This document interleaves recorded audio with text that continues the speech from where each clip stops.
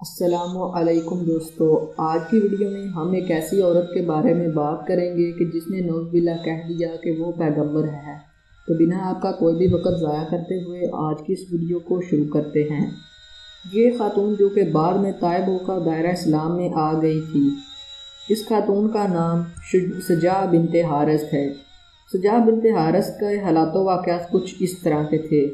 یہ عورت اپنے زمانے کی مشہور کاہنہ تھی، نہایت فصیح و بلیغ اور بلند حوصلہ عورت تھی، مذہباً عیسائی تھی۔ سجا کو اپنی فطرت اور باکمال خوبیوں پر بہت ناز تھا۔ ایک دن اس کو اچانک ایک عجیب سی سوچ پیدا ہوئی کہ مسیلمہ کذاب جیسا 100 سالہ بوڑھا نبوت کا دعویٰ کر کے بااقتدار بن گیا تو مجھے بھی اپنی خوبیوں سے فائدہ اٹھانا چاہیے۔ حالانکہ یہ تمام کی تمام سوچ اس کے اندر پیدا کرنے والا اور کوئی نہیں، صرف شیطان ہی تھا۔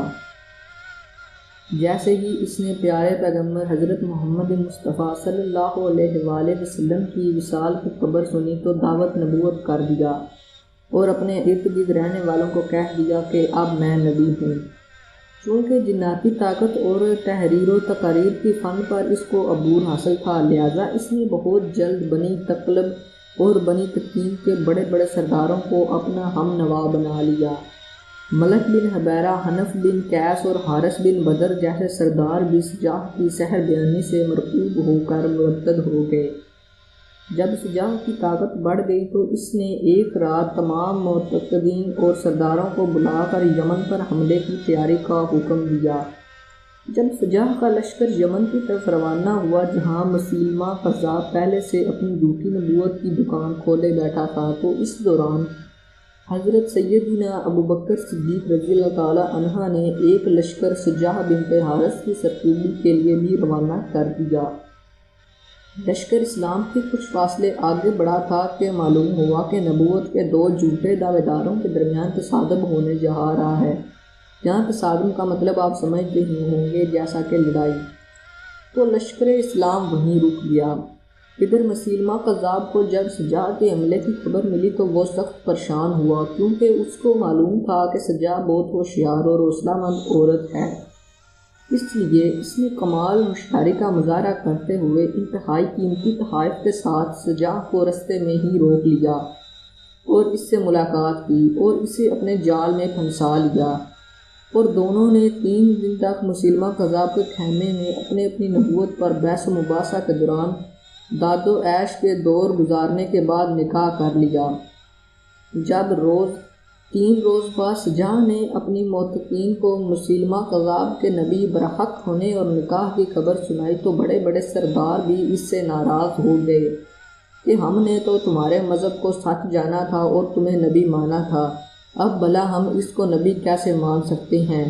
اس لیے ہم اب تمہارے جا رہے ہیں اور تمہاری کوئی مدد نہیں کرنے والے۔ یہ خبر سن کر بڑے بڑے سردار تو اس کے ساتھ سے ہٹ گئے۔ اسی طرح مسیلمہ کذاب کا یہ جال کامیاب ہو گیا اور وہ اپنی اس مکاری میں کامیاب ہو گیا کہ اس کی تمام طاقت کو ختم کر دے۔ اس کے بعد سجاہ کو بھی اس بات کا یقین ہو گیا کہ یہ سب کچھ مسیلمہ نے ہی کیا ہے۔ دیکھتے ہی دیکھتے سجاہ بنت حارث اکیلی رہ گئی اور خاموشی سے اپنے ننہالی قبیلے بنی تغلب میں زندگی گزارنی شروع کر دی۔ جب حضرت امیر معاویہ رضی اللہ تعالیٰ عنہ کے زمانے میں 1 سال قحط پڑا تو انہوں نے بنی تغلب کو بصرہ میں آباد کر لیا۔ سجاہ بن حارث بھی ان کے ساتھ یہاں آباد ہو گئی اور توبہ استغفار کر کے دوبارہ مسلمان ہو گئی۔ انتہائی دینداری اور پرہیزگاری اور ایمانی کیفیت میں ان کا انتقال ہوا۔ بصرہ کے حاکم اور صحابی رسول صلی اللہ علیہ وآلہ وسلم کہ جن کا نام سمرہ بن جندب رضی اللہ تعالیٰ عنہ تھا، انہوں نے ان کی نماز جنازہ پڑھائی اور یوں یہ ایمان سے فوت ہوئی تھیں۔ تو دوستو، یہی تھا آج کا ایک چھوٹا سا واقعہ اور ایک ایسے جھوٹے پیغمبر کے بارے میں کہ جس نے پیغمبر ہونے کا دعویٰ کیا، لیکن اللہ تعالیٰ نے پھر بھی اس پر رحم کھا لیا اور اسے دولت ایمان عطا کی، اور اسی طرح اس نے ایک نیک اور پاکیزہ حالت میں اس دنیا سے انتقال کیا۔ تو دوستو، مجھے امید ہے کہ آپ کو یہ ویڈیو پسند آئے گی۔ تو چلتے ہیں، ملیں گے ایک اگلی ویڈیو میں، تب تک کے لیے اللہ حافظ، اپنا بہت خیال رکھیے گا۔